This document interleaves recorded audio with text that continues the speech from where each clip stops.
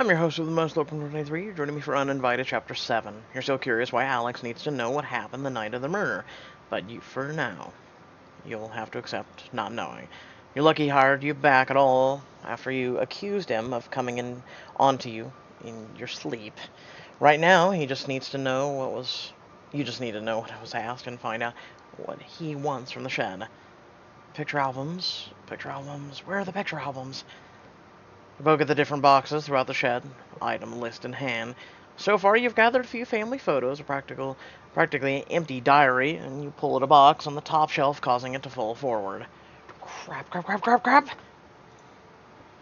The shriek of the contents hit you on the way down. This again!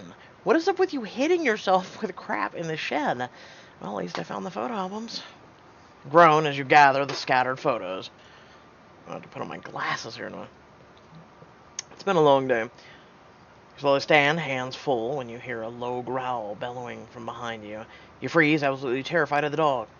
You try your very best to remain calm. The growling grows louder and louder, almost ferocious. Puppy? You call out softly, hoping a soothing voice might calm it down. Here, puppy. Gulp down a knot of fear. Who am I kidding? This thing sounds like a monster, not a puppy. You take a small step forward when one growl suddenly becomes two. A desperate whimper escapes your lips as you struggle to keep it together. You touch your beaded bracelet for the last source of comfort. I am brave.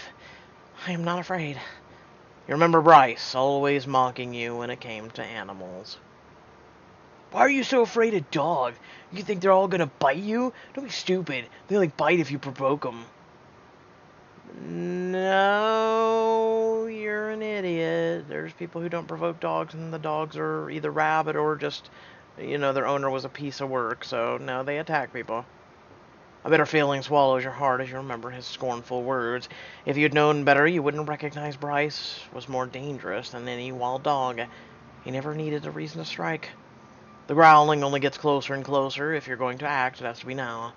I should slowly walk out.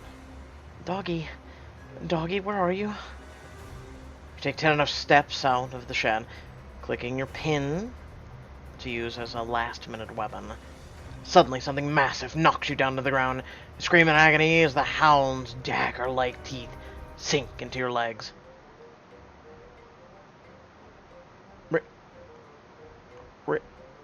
Really? Like we just went from really sensible music to, she's here! A flash of light blinds you. Stop! I'll call the police if you hurt Miss Abby. Wally? Open your eyes to find yourself alone. No dogs. Only 3 confused people now standing above you. Are you alright, Miss Abby? I told you, this shit is gonna cause me to lose my goddamn mind. Wally extends a hand up to help you. I'm fine. You warily take a look around. Did they leave? Did who leave? Another flash of light pops in front of you. What are you doing? I'm Jenna Blake, and this is my partner, Cletus Jones. We're reporters for Starsight. You've probably heard of us. I'll say I've never heard of it. You shake your head. No, I'm sorry. Jenna lets out an exaggerated sigh, letting you know your displeasure in your response. You look down at your torn jeans. I think we need to call animal control or something. I just got attacked by some wild dogs. Will I need a rabies shot? Wipe the tears from your eyes when the camera flashes again. Hey, cut it out. I don't care what sleazy online rag you work for. This is private property. Online rag? Jenna takes a step back. Miss Abby, let me help you out. I didn't see any wild dogs here. Then what tore my pants? Wally? My imagination? Groan as you carefully stand up, your legs still shaking beneath you. I'm sorry to upset you, Miss Abby. No, Wally, I shouldn't take my anger out on you. I'm sorry, truly, but those dogs... There were no dogs! Online rag? Oh, God. See? Lita shows you the photo of the ground. Your arms are covering your face and your legs are slightly bent, but there are no dogs. Thought it was strange. Figured you might be on some drugs or something. Of course I'm not on drugs. There were. I could have sworn there were 2 dogs. I felt them. I don't understand. Neither do I, miss. You rub your temples. What are you 3 doing here anyway? Online rag? You are stuck in that on repeat, aren't you? Oh my god, online rag. That's like when someone insults my YouTube channel. I'm like, eh. And he turns a pair of stormy blue eyes on you. I'll have you know that Starsight is not some online rag, as you so rudely put it. We report the truth. Right. So what are you doing here? You know, since you haven't reported that to us and you're on private property. We have it on good authority that Alex Carter is staying in this cabin with a woman. Of course he is, but what does that have to do with you 2? Also, Wally, why are you out here with these idiots? Alex Carter has never been tied down to any one woman. America wants to know if one of the top bachelors is off the market. And he looks at you, shaking her head in disapproval. I have to admit I'm a bit surprised by his taste. I'll ask what she means by that. What is that supposed to mean? Well, I guess we cross off your brains along with your looks. I'm calling the cops. Stomp away from the pair of reporters while he follows. Fine, we'll leave, but we have your picture. The story runs. Okay, you got a woman who's down on the ground, afraid for her life, because she thinks imaginary dogs are attacking her. Oh yeah, this is gonna go far. How many readers... How many readers does your online rag have? I'm his assistant, not his girlfriend. The women of the world have nothing to fear when it comes to me and Alex Carter. You spit, steel reeling from the dogs you swore attacked you. Feel as though you could shatter into a million pieces. I don't believe you. Run the story. I don't give a damn. But Mr. Carter will, and I pity those who upset him. You've heard the rumors, right? He's merciless. Watch Jenny waver a bit before Cletus nudges her for an answer. Fine. I'll wait until I have my facts straight. But know this. I'll have my eye on you 2. You remind me of Team Rocket. Are they blasting off again? Jenny shoves at Cletus and the 2 walk away. Miss Abby, are you okay? I don't know. What are you doing here, Wally? I mean, those 2 reporters kind of explain themselves. You nod at Jenny and Cletus, who are both heading towards their car. I heard them at the grocery store. They were talking to one of the Marias. You sigh. Those women are such big gossips. Well, they were asking for directions, trying to find out what your relationship to Mr. Carter was. They looked like trouble, so I followed them out here. Thanks, Wally. I was trying to grab some stuff from storage when I heard these dogs, and I was so scared I could barely move. They came out of nowhere and started attacking me. Wally looks at your torn pants. Your pants look pretty bad, but I don't see any cuts or bite marks. What? That's impossible. I felt them. You look down, not a single mark. Your face goes pale. Did I imagine the dogs? Yeah, but how do you imagine your pants torn? Thoughts and your heart's racing as you fall against the cabin. What the hell is going on out here? Alex Carter sees your and Wally's shaken appearance before crossing his arms against his chest. You 2 have something to tell me? Oh yeah, we got it on in the shed, buddy. You lower your head as Wally begins to explain. There were 2 reporters here. I followed them, but they scared Miss Abby. Reporters? Yes, sir. They said they wanted to write a story about you living with a woman out here. A woman? Her? She's just an employee. Yes, sir. We explained that to them, but I doubt they'll be giving up anytime soon. Alex groans in frustration. Why is everything so difficult here? Taps his fingers to his chin, his eyes set on Wally. I suppose it can be helped, Wally. You'll have to move in with us. What? Why? Oh my god. I thought this story was supposed to be serious. I just feel like Oompa Loompas are going to start coming on the screen here in a minute and go Oompa, Oompa, Oompa-dee-doo. Especially with this music. There's something going on in that cabin. Why would that weirdo local follow us anyway? I mean, who does that? We do. We're reporters, it's different. It's not weird when we follow people. Okay. Oh, no. That reminds me, can you believe that Horrid, woman said. Online rag? Just you watch. I'll show you an online rag. Do you really think she's dating Alex Carter? She doesn't seem to be his type. That doesn't matter. They're living together in that cabin he just purchased. Maybe she really is just employee. I don't think so. There's always been a lot of mystery around Alex Carter. Sure, we know about all of his accomplishments, but his personal life has been off limits. Don't you find that odd? Cletus shrugs. Who wants their personal life exposed to the public? Are you sure you're not just using it as an excuse to get close to him? Her eyes widen. Jenny, we've worked together for years. I know when you're lying. Oh, be quiet, Cletus. They continue to drive down the wooded path towards Bayless. You want me to stay here with you, two of you?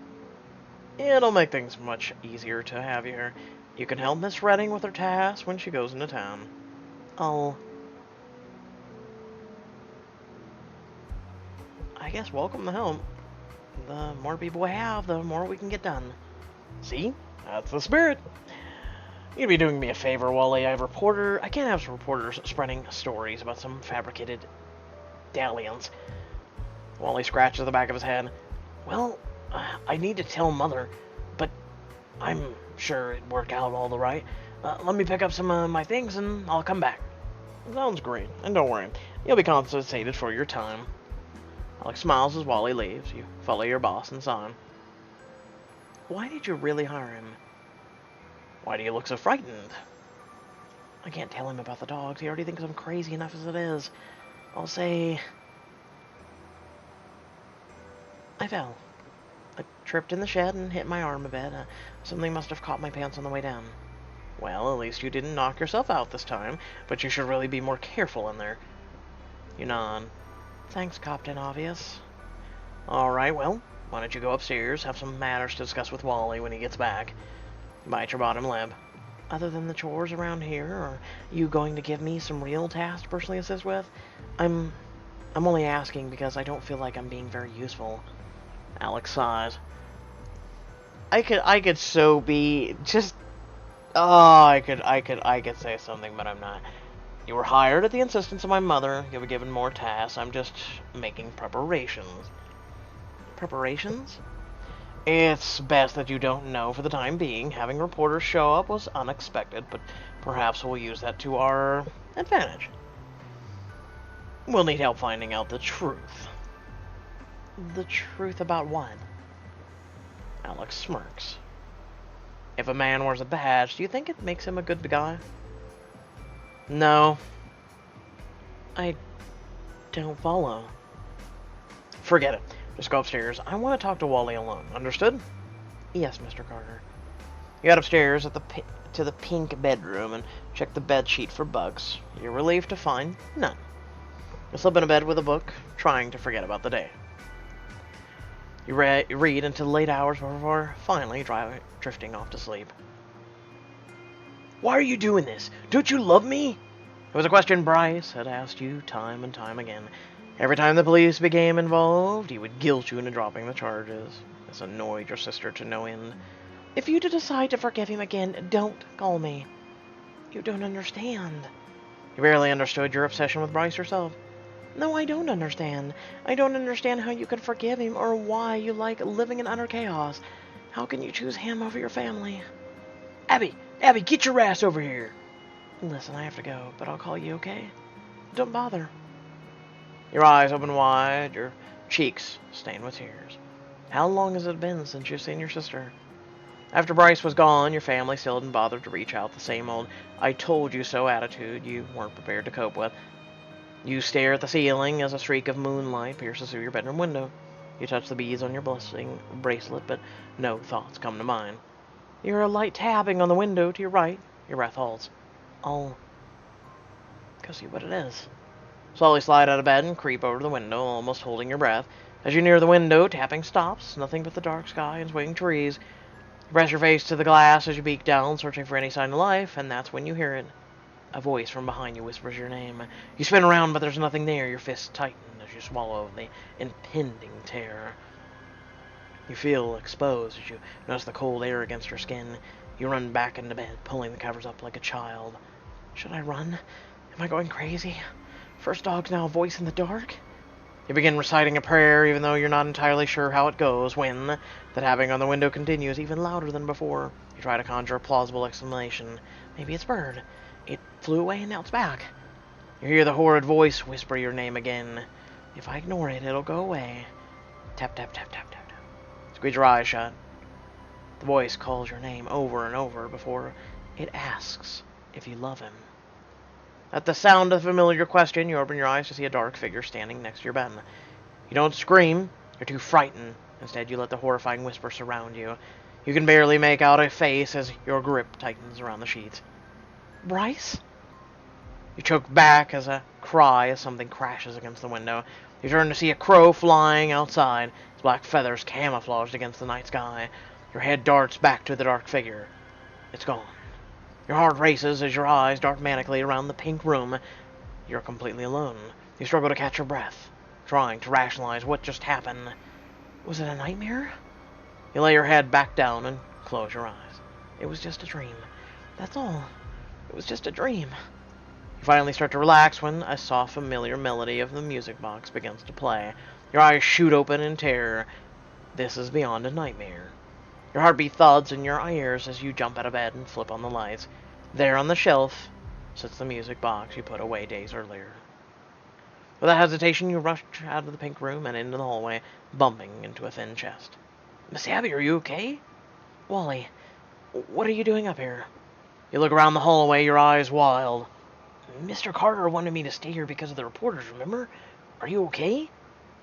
I'm fine. I couldn't sleep, that's all. Are you sure? There was a music box in my room. It started playing on its own, and it scared me, that's all. A music box? Do you want me to take a look at it? I'll go back in my room alone. No, that's okay. It was probably just a stuck here or something. I imagine you're a little on edge from those reporters earlier. Yeah, I'm sure that's it. I'll just leave you alone then, so you can get some sleep. Good night, Miss Abby. You watch him scurry down the hall before you head back inside to take a look at the music box yourself. Flip on the lights and walk over to the shelf, but there's no music box on it. It was right there. I saw it.